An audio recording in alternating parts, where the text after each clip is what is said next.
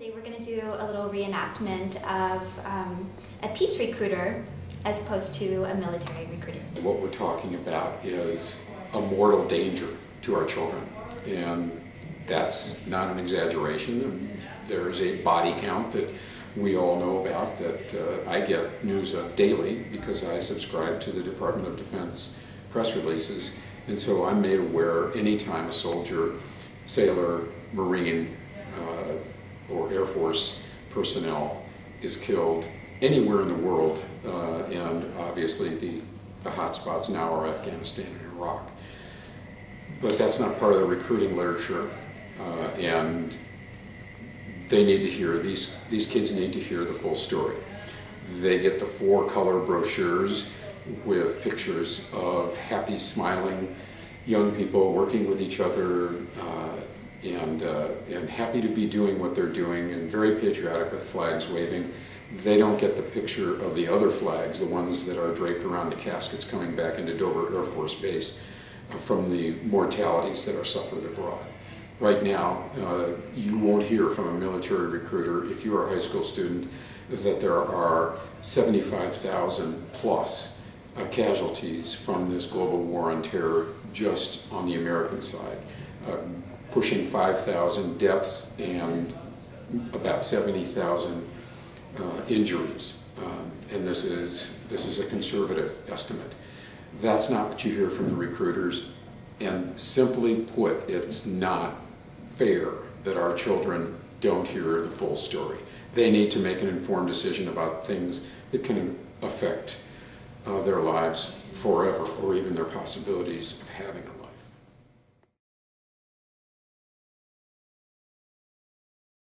I was just on the Army website, and it was a really great website, and I was really surprised I can make up to $50,000 just right now out of high school joining the Army, and that sounds pretty good. Mm-hmm.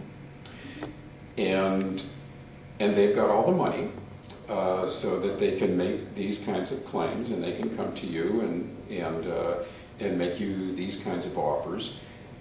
You have to weigh that against losing your freedoms for the next 8 years, because once you sign on the dotted line and you are in the military, you are not then in possession any longer of your full constitutional rights. You're under the military code of justice, and that is going to punish you by the whim of the officer. A Marine friend of mine spent something like 8 months in the brig for refusing to cut one of his fingernails because he wanted it to pick his guitar. And he was kept a prisoner for that period of time. He didn't have a single civil right during that entire period of time. So you have to be made aware of all of the downsides of signing away your freedoms and of placing yourself in a position where you may be ordered to kill civilians. One young man refused to go back to Iraq. He stayed in my peace house because he was reprimanded for not shooting a mother and her children. They were unarmed. They had failed to slow down coming to a checkpoint. This was early on in the occupation of Iraq, and all of the traffic signs that were put up by the U.S. military at that point were in English. This woman who was driving her children didn't slow down in time, and he didn't shoot them, and so he was reprimanded. He refused to go back. At that point, a person of conscience really doesn't care about $50,000. A person who loses his leg or her leg to an improvised explosive device, or maybe an eye or two, or an arm. $50,000 looks pretty paltry and unimportant and irrelevant at that point. But they're also offering me, this is a community, and I'm joining not only for the money, but for, family, and to take care of my family here, and to have an education and health benefits, and to protect my country. And I understand that impulse with regard to going, for example, to Afghanistan immediately after 9/11.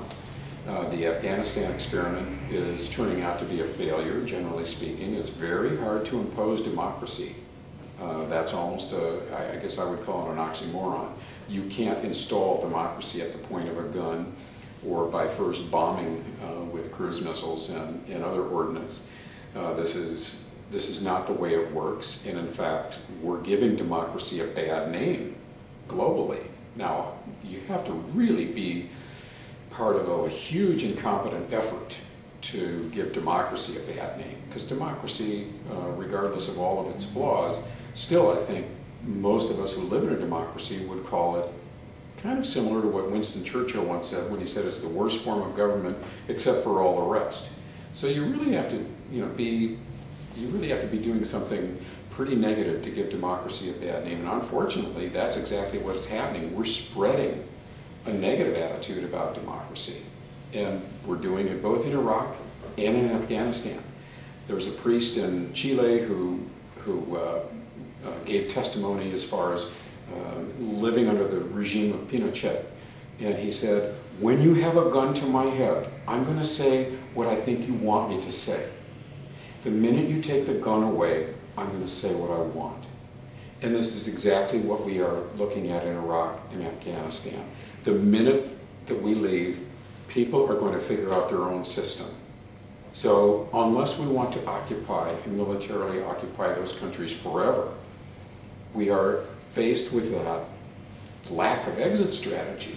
And so we're not making anything safer for anybody back home.